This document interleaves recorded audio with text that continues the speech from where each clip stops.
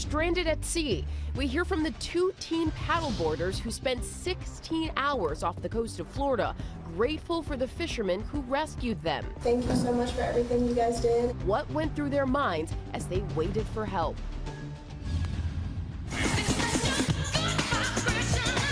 And March Madness, a thrilling come-from-behind victory. And the Cinderella story unfolding on the women's side. A proud papa in the stands. All the action on the court as we say, Good morning, America! Feel the vibration. Come on, come on. Live from ABC News in New York, this is Good Morning America. That's a good Sunday morning to start. Good morning, America. Yeah, right? We're with it.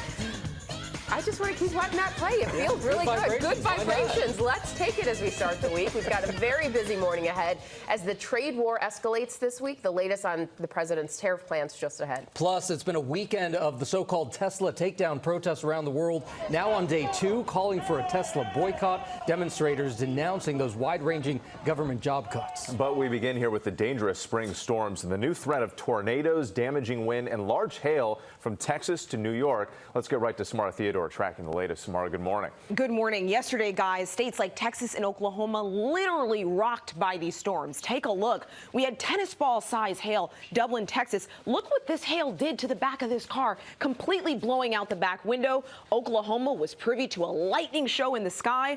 More of this today, but now we're adding that threat for tornadoes. So these violent storms will continue to traverse across the Midwest. Late tonight, we could be in for nocturnal tornadoes from Shreveport to Memphis, right on into Nashville and Louisville. So make sure you have those alerts on your phone in case you're sleeping.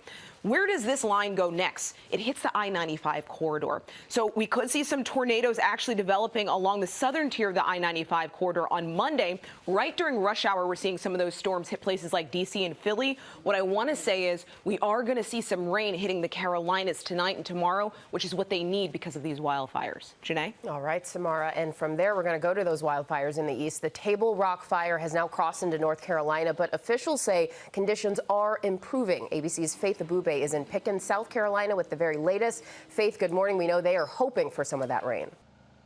Yeah, good morning to you, Janae. A new group of firefighters leaving this command center right now to head out to the fire line. The Table Rock fire is now the highest priority fire in the entire country, especially now that the Black Cove fire on the North Carolina side is 35% under control. Crews are working 12-hour days here, trying to get the upper hand, and their efforts are actually paying off just as the weather is also about to bring in some relief. The teams have dropped more than 800,000 gallons of water to calm the flames. It's the largest airdrop in South Carolina history. More resources are on the way from other states. The fire is now burning just more than 11,000 acres. But for the first time this morning, we're learning that the fire here in South Carolina is 9% contained. We know nearly 1,400 businesses and homes had to be evacuated because of the flames. This morning, some of those people are being told they can't come back if they want to. As for those flames, the rain will certainly help the situation here, but it is just too soon for anyone to let their guard down. Gio. And let's hope they get that much needed rain very, very soon. Faith, thank you for your reporting. We're going to turn now to the search for answers after a small plane slammed into a house in suburban Minneapolis. ABC's Phil Lipoff is here with the latest overnight. Good morning, Phil. Gio, good morning to you. This happened in an instant. It was caught on camera. The results are terrifying and deadly. And this morning, the NTSB and FAA continue to search for answers. Horrifying video this morning from a doorbell camera in the town of Brooklyn Park, just north of Minneapolis. Low altitude alert, check your altitude immediately. A small plane falling from the sky, exploding into a fireball as it crashes into a home. It was insane how bad that burning was. Firefighters racing to the scene, the house consumed by flames. Amazingly, the fire chief says no one who lives here was hurt, but confirming everyone on the plane was killed. The FAA says the single-engine plane took off from Des Moines International in Iowa, headed to Anoka County Blaine Airport in Minneapolis, before crashing about 7 miles short of the airport.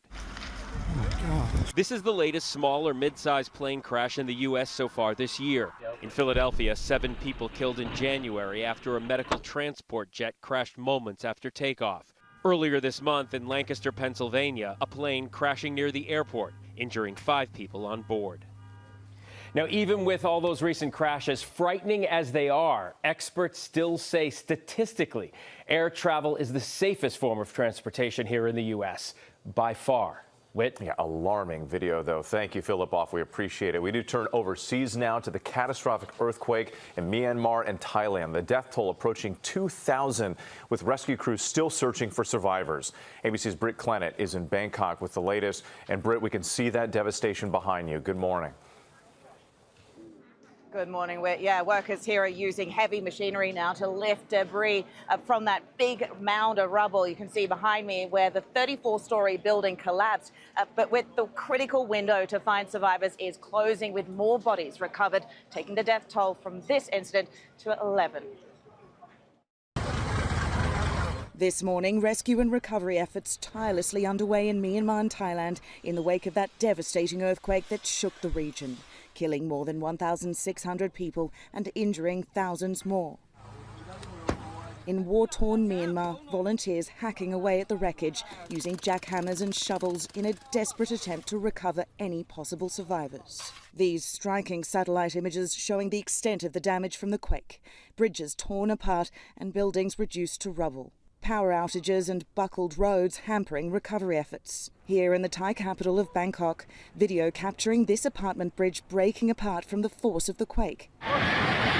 This skyscraper collapsing the day of the quake. Crews working into the night, searching for survivors. Chanasorn Srinin told me his sister, one of the electrical engineers on the site, is among the missing. So these are all the missed calls? His efforts to get in contact with her unsuccessful. And early this morning, more relatives being told the bodies of their loved ones had been recovered from the rubble.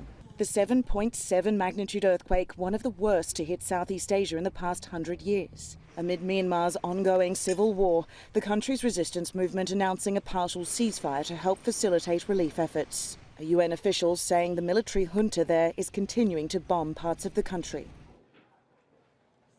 Now, we know U.S. military personnel, they have been here speaking with Thai officials, but despite President Trump indicating that U.S. help will reach Myanmar, it's not actually clear when American assistance will arrive there. That's as aftershocks are really complicating rescue efforts in the areas devastated by the quake. Janae? We know there was an aftershock not too long ago. Britt, thank you for that update.